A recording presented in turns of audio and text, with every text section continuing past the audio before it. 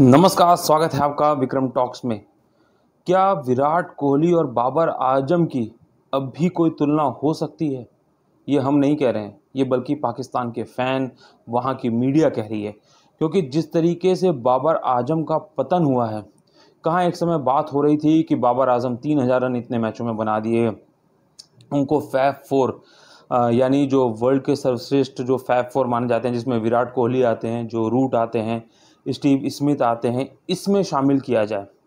लेकिन आपको बता दें, बाबर आजम की स्थिति इतनी खस्ता हो गई है कि पिछले 600 दिनों से ऊपर हो चुके हैं जब उनके 50 नहीं आए हैं टेस्ट मैच में। आप सोच सकते हैं, मतलब अगर देखा जाए तो करीबन 2 साल से ऊपर हो चुके हैं।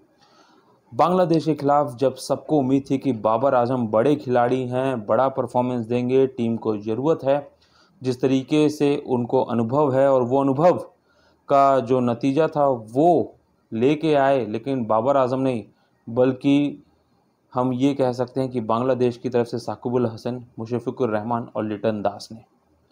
बाबर आजम की स्थिति ये रही कि आप सोचिए कि 16 के एवरेज से रन बने थे। पहले मैच में 0 पे आउट हो गए, दूसरे मैच में 22 रन पे आउट हो गए। जब चौथी इनिंग दूसरे टेस्ट मैच की, हम ये दूसरी इनिंग्स की बात करें और उनके इस पूरे दो जो टेस्ट मैच है उसमें चौथी इनिंग की बात करें, जब सबसे उम्मीद थी कि बाबर आजम कुछ करेंगे, बाबर आजम संभालेंगे, मोर्चा खड़ा रहेंगे, पाकिस्तान को हारने नहीं देंगे, तब भी बाबर आजम 18 रन बना के पवेलियन लौट जाते हैं। उसके बाद से अब खुद पाकिस्तान की पब्लिक हो, मीडिया हो, वो साफ कह रही है कि बाबर आजम को हमने बहुत ऊपर चढ़ा दिया था। लोग कहते हैं कि विराट कोहली का भी ख़राब फेज़ आया था, लेकिन वहाँ ऐसा नहीं था कि उनके रन नहीं बन रहे थे। उनके रन बन रहे थे, लेकिन शतक नहीं लग रहे थे। जी हाँ, विराट ने अपना स्टैंडर्ड इतना हाई कर दिया था कि वो जब शतक नहीं लग रहे थे, तो वो उनकी बुरी परफॉर्मेंस मानी जा रही थी। और यहाँ तो बाबर आजम 16 टेस्ट पारियों में मतलब आप सोच सकते हैं, मतलब क्या स्थिति है कि उनका जो एवरेज है वो 16 से ऊपर नहीं है। अर्धशतक तो वो पहुंच ही नहीं पाए हैं, जिसके चलते टेस्ट रैंकिंग में भी अगर बात की जाए तो सीधे 9वें से 12वें नंबर पे पहुंच गए हैं।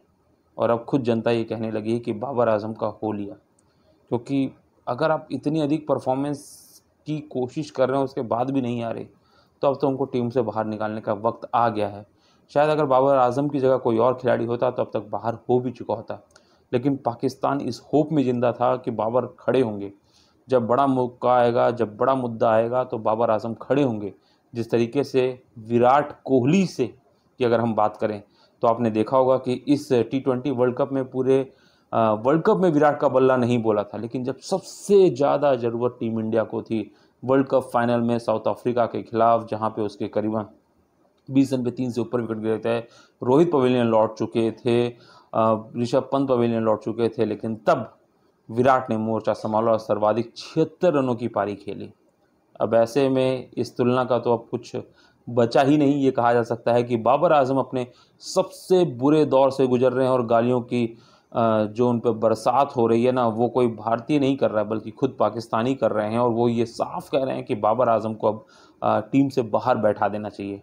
क्योंकि जिस तरीके से उनके ना तो रन आ रहे हैं, ना उनके बल्लेबाजी में कोई कॉन्फिडेंस दिख रहा है, और सबसे बड़ी बात, टीम में एकता भी नहीं दिख रही, जिसके चलते कहीं ना कहीं बाबर की परफॉर्मेंस खराब हो रही है। आपको क्या लगता है, बाबर आजम को टीम से बाहर निकालना चाहिए या नहीं? कमेंट बॉक्स में हमें ज़रूर बताएं।